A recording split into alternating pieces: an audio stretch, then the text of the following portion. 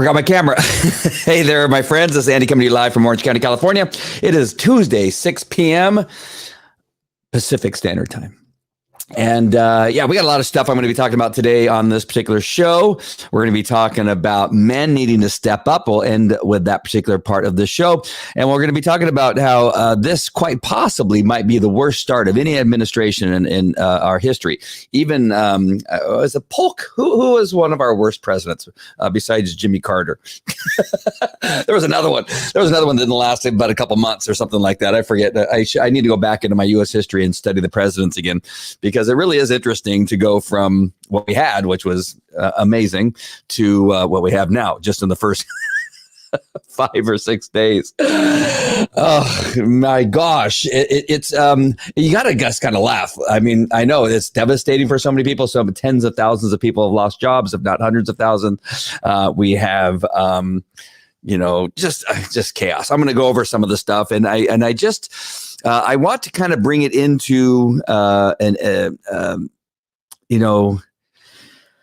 place that allows conservative Christians, conservatives, conservative atheists, conservative people, people that are maybe Democrats that now realize they made a mistake, and get you to understand that they're just crazy. I mean, they've just literally have lost their mind. And so I'm hoping that I can, in some way, the few people that may be moved by something that I have to say today will see what it's about. It has nothing to do with them loving America. It has nothing to do with caring about Americans. And, it really has to do with their hatred and their desire for power and their desire to turn our country into something that it's not.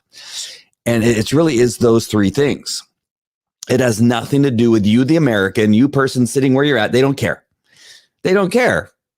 And I'm going to demonstrate that, hopefully, on some level, so that I don't care who you are. I mean, again, you can, just as a Christian, you can go, Paul can be a murderer who killed Christians, can then be one of the most important Christians in the Bible, right? I don't care who you are. And I have arguments, I know from people from time to time on my Facebook page with liberals, Democrats, Antifa lovers, BLM lovers, all the time, that they claim that I hate them or I hate people. I don't hate you. I hate the policies that you voted for. I hate the people that you voted for, but that doesn't mean I hate you. I'm hoping someday you'll come to your senses and we can go out to dinner after lunch and go, wow, I was really crazy back then. I'm going to go, yeah, you were really crazy. You made some really interesting decisions. And so as we go forward, and my hope again is to kind of bring some things to your attention so that you could kind of see what I'm talking about. Hey, Amy, nice to see you. Love you. Thank you for your help on so many posts that you direct me to. It makes me look a lot smarter than I actually am. Hey, Priscilla, nice to see you. And Priscilla is saying hi to Amy. Outstanding. All right. So let me first, I'm going to bring, I just posted this on my personal page. And those of you that don't follow me on my personal page, you may be watching on YouTube or Twitter or something like that, which is perfectly fantastic. I love that. Hey, Robert, nice to see you. Nice talking to you yesterday. So glad that we were finally able to do that. He still has his foot in his mouth. Yeah. That's for sure. But let me go ahead and get rid of my frame there. Oh, and just before I forget, up here, patriotcoms.org, patriotcoms.org. Go there, put your email address in there. Right now, there's not a lot going on. I just simply need you to put your information in there. And as we move forward with some of these projects, me and Hedia and a few other people that we've teamed up with, we're really trying to work out what is the best next step. And Hedia and I especially, we're trying to decide which one of these opportunities we're going to take advantage of, or simply just go on our own. But we've handed a few, well, not handed yet. We've been given some things to consider in our future path. And so none of these things are going to happen fast. I want them to happen fast, but I'm afraid because of how complex some of these things can be, how we're being, conservative Christians and conservatives, whether or not you're Christian, are being pulled off of platforms. We just want to make the right decision on what it is we do. So go to patriotcoms.org. That way, when we do make a decision, we can tell you where we're at, because you never know when they're going to pull me off at some point. I know. There's a couple, can you believe this? There's a couple posts that I don't put up. Can you imagine? what those posts are. Over the last 5 days, 6 days or so, I've actually typed out a couple of posts, and then I'm getting ready to hit the button for them to be posted.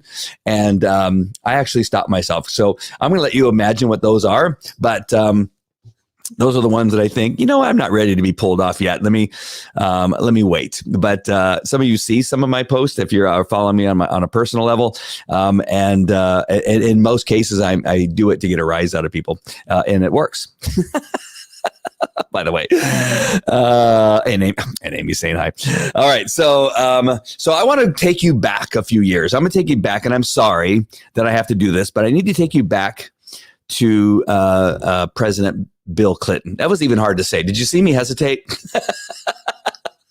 I can't find myself to say who the current president is. But right now, I'm going to take you back to Bill Clinton. Priscilla says she stops herself. Yeah, there are a few. Yeah, I have a few. One in particular this morning, actually two today, that I typed all the way out. I got ready to send, and I go, this for sure will get me pulled off of the social platforms, and I held back. So I'm going to take you back to Bill Clinton. I'm going to first have you listen to what he has to say. All right, I know you're going to think you're listening to President Trump, but it's not.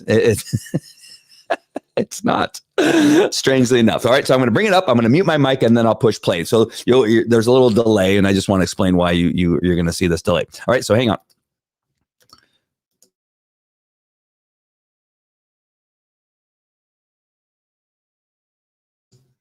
Sorry, I'm having a panic attack that I didn't hit the right button. Let me bring it back up. I'm pretty sure I did not click the button that's necessary for you to hear what's going to be on this audio. And I hate it when I do that, but I did do it. And hopefully I'm going to click on the right one this time.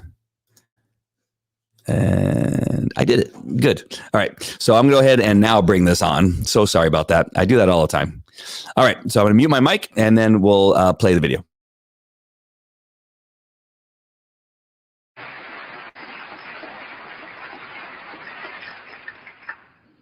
All Americans, not only in the states most heavily affected, but in every place in this country, are rightly disturbed by the large numbers of illegal aliens entering our country. The jobs they hold might otherwise be held by citizens or legal immigrants. The public service they use impose burdens on our taxpayers. That's why our administration has moved aggressively to secure our borders more, by hiring a record number of new border guards, by deporting twice as many criminal aliens as ever before, by cracking down on illegal hiring, by barring welfare benefits to illegal aliens. In the budget I will present to you, we will try to do more to speed the deportation of illegal aliens who are arrested for crimes, to better identify illegal aliens in the workplace as recommended by the commission headed by former Congresswoman Barbara Jordan. We are a nation of immigrants, but we are also a nation of laws. It is wrong and ultimately self-defeating for a nation of immigrants to permit the kind of abuse of our immigration laws we have seen in recent years, and we must do more to stop it.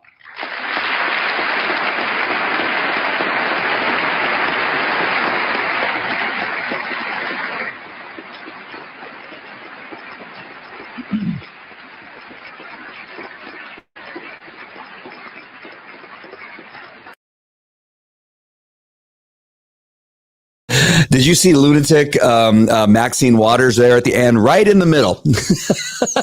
Oh, that's fantastic. That's fantastic. That's so great. We're going to deport illegal aliens, and we want law and order. Oh, yes.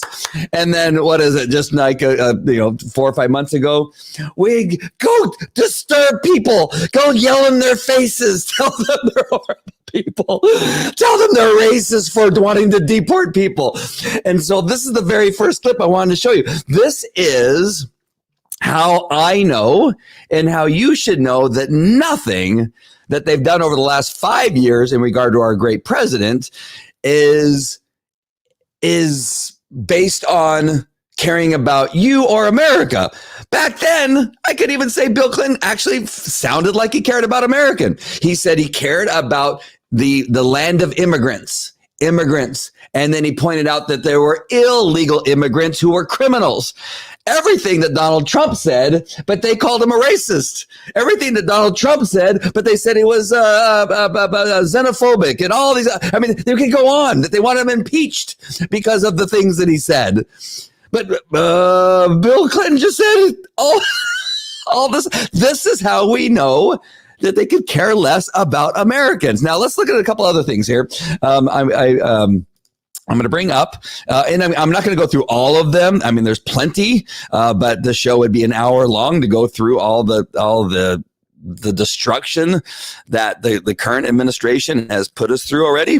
But let's go ahead and just bring up, the most obvious one. This is one he did within a couple hours, and that has to do with the. Hold on. Sorry. I know it should be easier to talk and push all these buttons at the same time.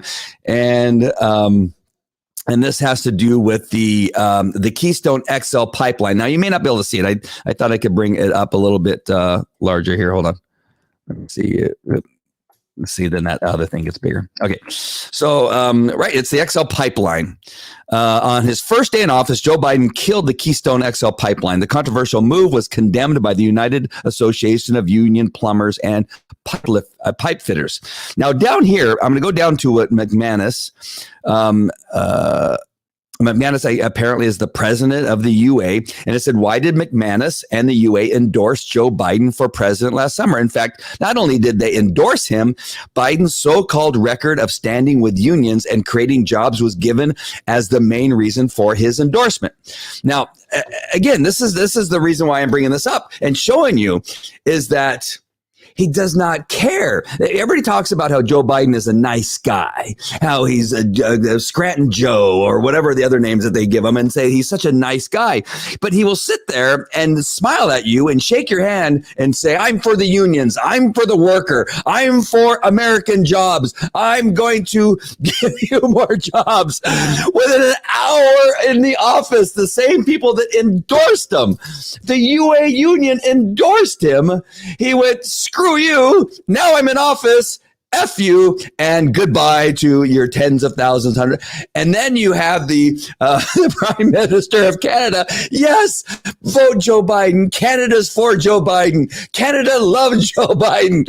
And screw you, Canada. What did you think? I was actually going to follow through with what I told you? Did you think that do you think I'm a nice guy? You actually, he said, do you think I'm a nice guy? No. All right. So he said, has to read. No. This is, I don't understand. And I still have nitwits on my page, right? That they get on, and I love them, by the way, because they're the best. Because I swear, his only job is to respond to my Facebook post, and he has no sense of humor. And Mark, and I can't remember, I don't know, Civic or something like that. Anyway, he comes on. I don't know who this guy is. He sleeps in his mom's basement, and eats off of a hot plate,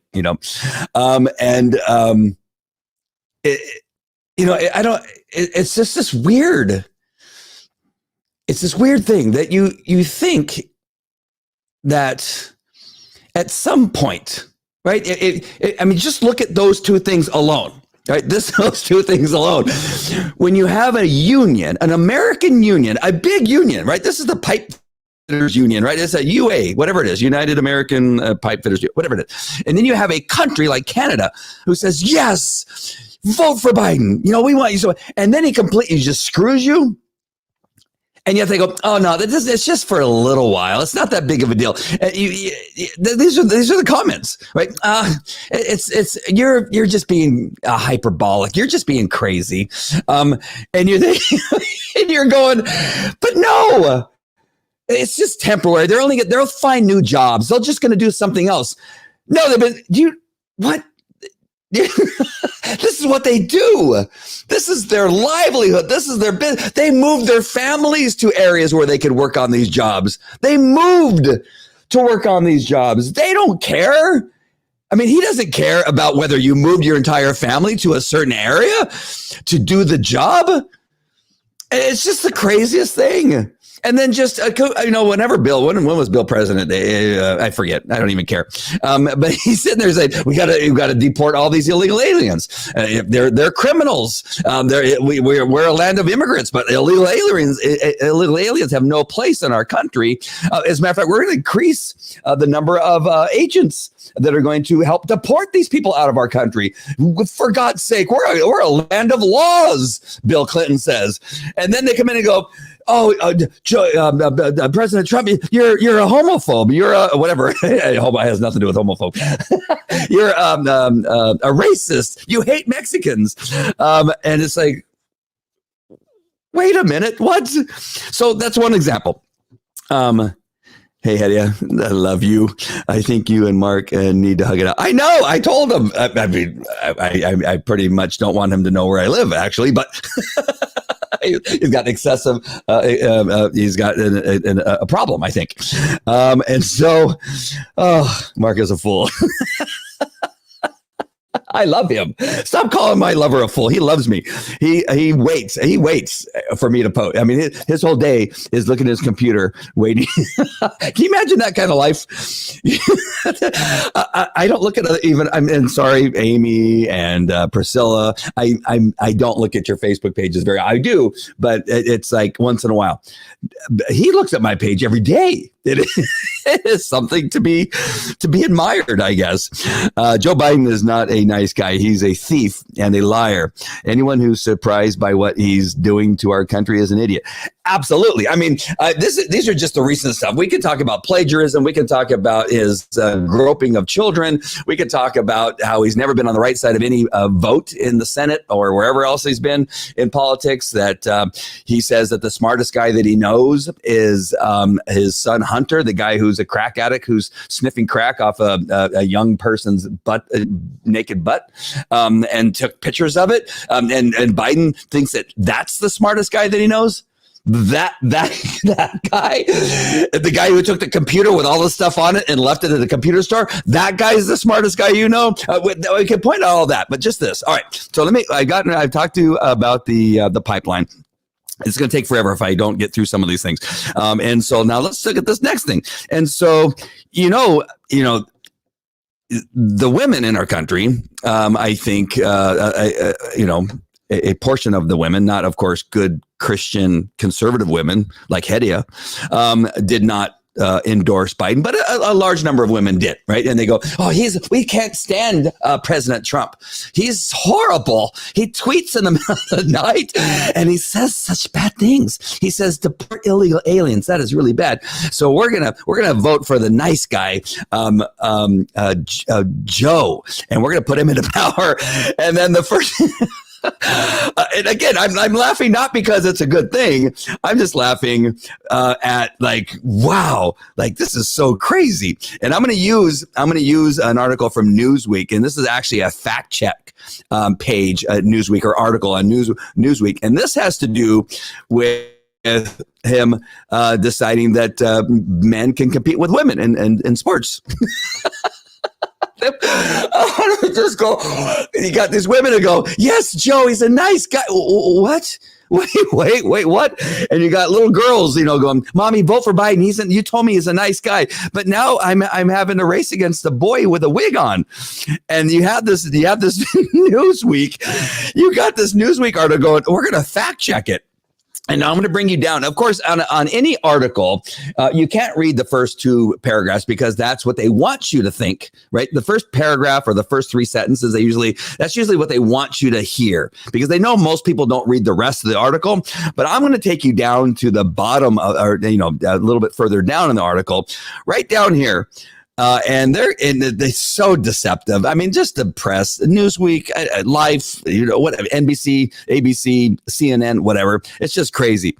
Right down here, and I don't know how far down it is, but it's about halfway down the article after you get past a couple of advertisements and some other pop-up menus and things like that.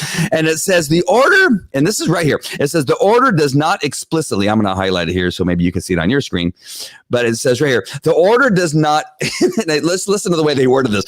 The order does not explicitly address athletics in any great detail. What? The, the only reference is really the most important one. The only reference to sports briefly mentioned that children should be able to learn without worrying about whether they will be denied access to restrooms, the locker room, or school sports.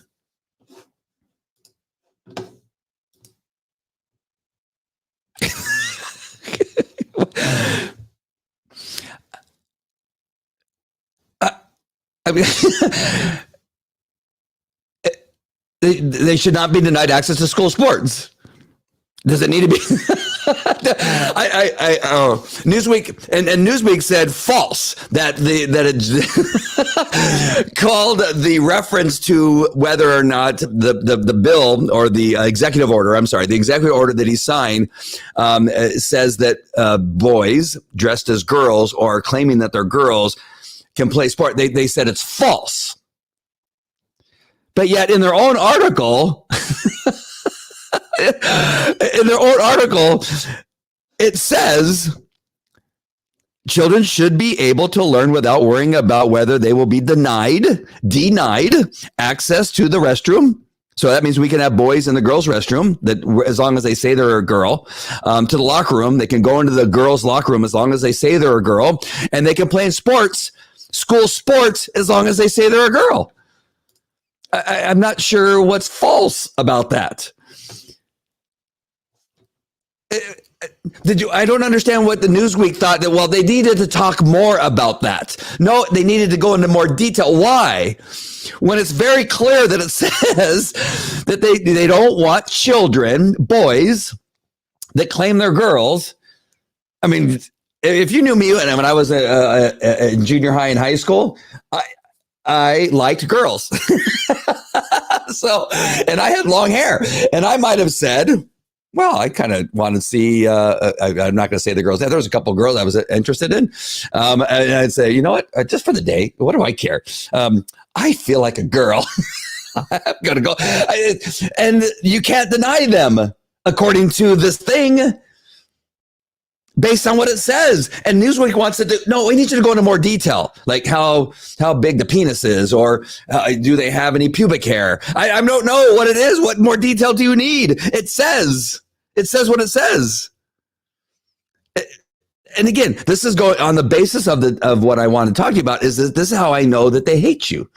They don't care about America. They don't care about Americans. They don't care about American girls who have been playing sports all their lives to achieve something, to get a scholarship to play soccer in a liberal university probably, but a university nonetheless. Or to play professional sports, and it's just really kind of ridiculous that this is even considered an issue. And the article goes in to talk about the Olympics is even doing this. The colleges are even doing it. It depends on the college, what they decide. And you know what the colleges are going to decide. Of course, it's just you're a girl. You're telling me you're a girl. Okay, you can play.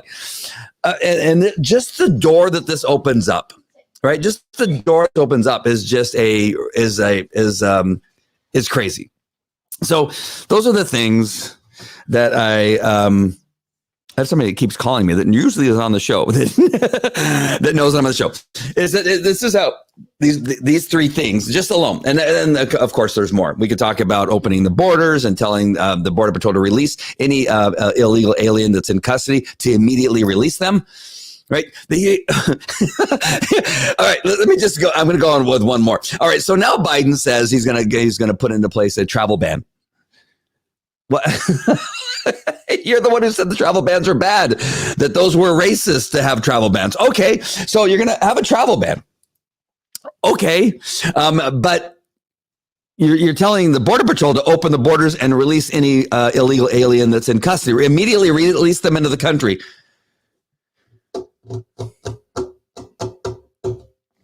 Okay, so these are the things. It's not I mean, and then opening suddenly California is starting to open. They're saying that the cases are worse, and it's going to get worse. This is Biden, of course. It's going to get worse. We're going to get up to 600,000 people dead. No, I thought you said you had the solution. I thought you said that you knew how to stop this thing. You just said you're going to add 200,000 more people to the death toll now that you're in power, but you said that you were going to come in and stop it. I forget what happened to that, but you're going to tell Gavin Newsom to open up the state. The reason you had him closing up the state is because you said it was hard. You guys are just crazy. And then in the meantime, what I want you to do, open up the southern border, release anybody that's in custody. Do not deport them. I'm ordering you not to deport them, and let them come into the country. This is how I know that this administration hates America, hates Americans, does not care about Americans. I mean, just on those 4 or 5 things, I forget how many things I mentioned up to this point. So I just want you to take those things into consideration. If you blindly believe that the Democrats care about you, of course you're wrong. I mean, most of us have some intelligence and common sense know that you are wrong. I mean, after all, they destroyed, mostly Democratic run cities for 6 months and did not want the National Guard to come in. But some lunatics at the Trump rally decided they wanted to go into the Capitol, and now all of a sudden it's an insurrection. We need the National Guard. We need people pepper sprayed. We need to shoot them with less lethal bullets. They need to be shot. They're crazy. But we couldn't do that in Seattle or Oregon or Minneapolis or wherever they were, New York. None of that could happen for the 6 months. You guys are god awful crazy. You guys are nuts. And us. We're terrorists, of course. The people that believe in not murdering babies, that believe in marriage, that believe in families. We're terrorists, of course, to the Democrats because we believe in God, and so suddenly we're terrorists. All right. So now let's get to the other part. The first part, which is men need to step up. Now listen. This isn't the devotional show, but. I just want to read Ephesians 5:25, and that is, husbands, love your wives as Christ loved the church and gave himself up for her. And I know that there's probably people that probably watch this or see this that aren't Bible readers, that aren't Christians, what have you. It does not matter. In the Bible, just as a reference, it says that men need to treat their wives, and I would say women, as a church, as Christ loved the church, which means that Christ loved the church. He died for the church being the believers, the people in, that followed him, his followers. He gave his life he was tortured for the church. He was hung on a cross. He had nails pounded into his hands and pounded into his feet. He was beat for his church. Where are the men that will stand up for the women and children in our country? Where are they? I know Carl, I know Vinny, I know Robert, I know these men are those kind of men that will stand between the danger and their wives and their children and even women they don't even know. I know that Carl and I have, and I know Vinny will at the church. Carl and I both being police officers at different police departments. We, on a daily basis, stood between danger and other people. That is what Ephesians 5:25 essentially is talking about. Now, I would be really scared if I started to get beat and just totally just tortured. I would not like that, but I would rather have it happen to me than my children. I would rather have that happen to me than my wife. I would rather have that happen to me than Amy, than Priscilla. I would stand there, not allow that happen to them. That is what I'm talking about. That doesn't make me a great guy. That just makes me understanding what the Bible is telling me to do. To love my wife, to love women as Christ loved the church. But where are those men? I mean, I see all the time when I see the comments that I see from men, like, you don't understand, the pandemic, the thing is going to kill you. Where's your mask? I can't believe that you're a super spreader. I don't understand. None of that really computes with me. I mean, I had a discussion with my children today, and one thing that it's interesting. I'm going to share this with you, and whether they're listening or not, I'm not sure. But it's interesting sometimes because we have these discussions, and I think I've even had this discussion with Hedia more than a couple times, and that is in the way that I discipline my kids, and that they need to fear being in trouble. And people go, oh, your kids fear you? Well, I even tell them, I said, do you, like my daughter, she is afraid of spiders.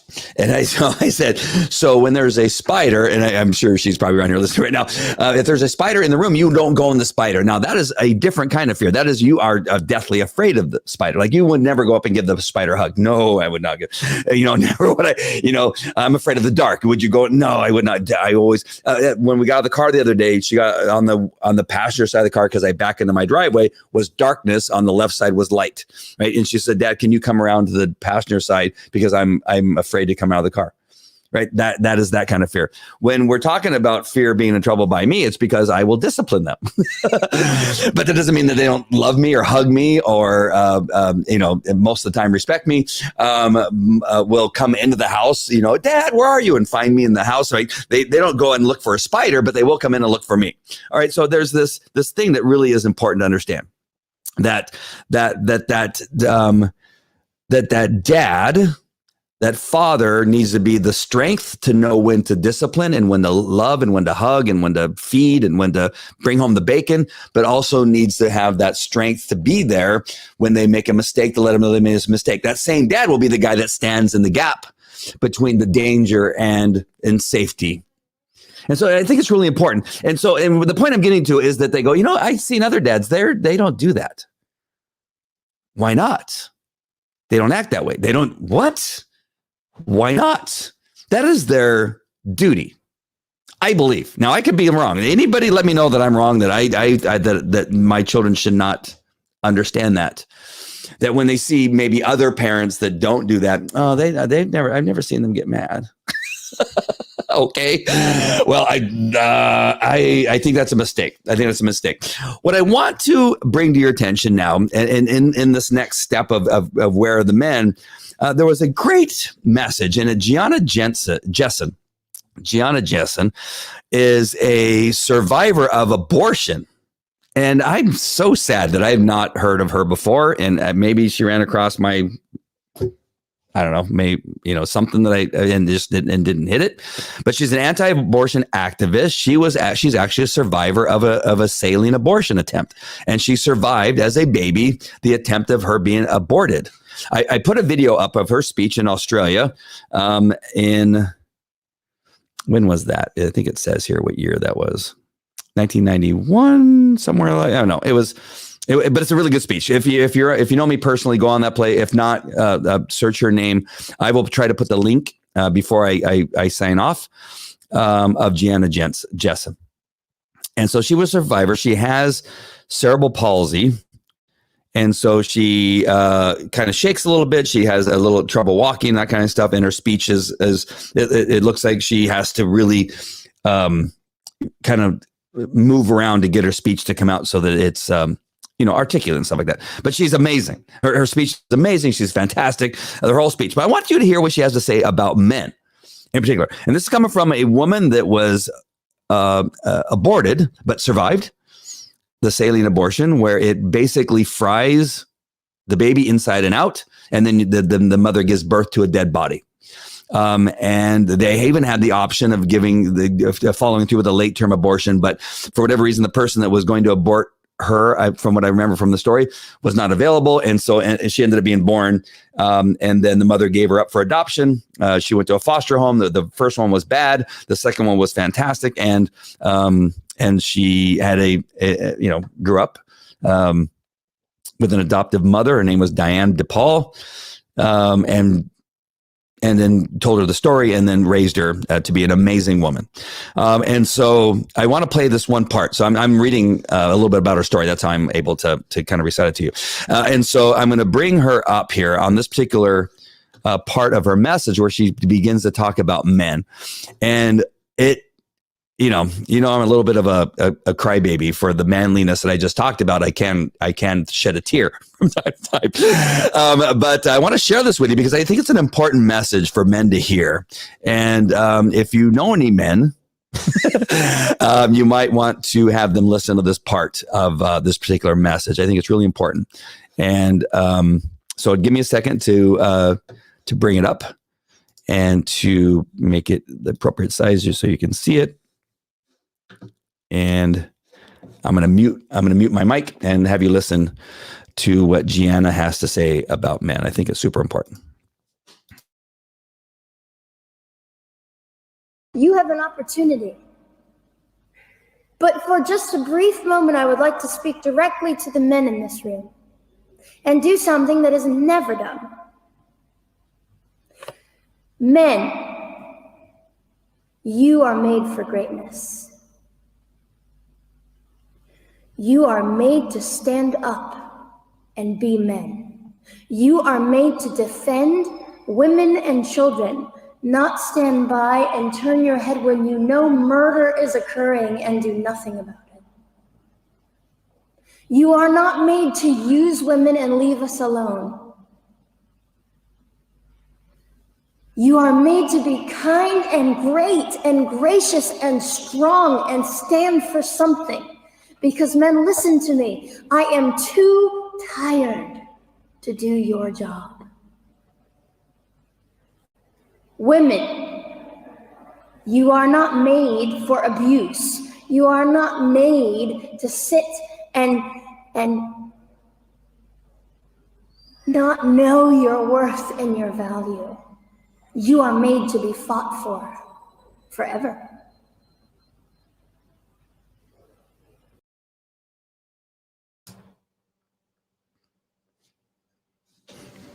That's it.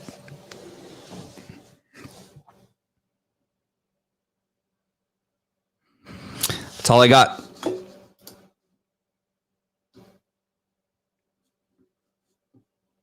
That's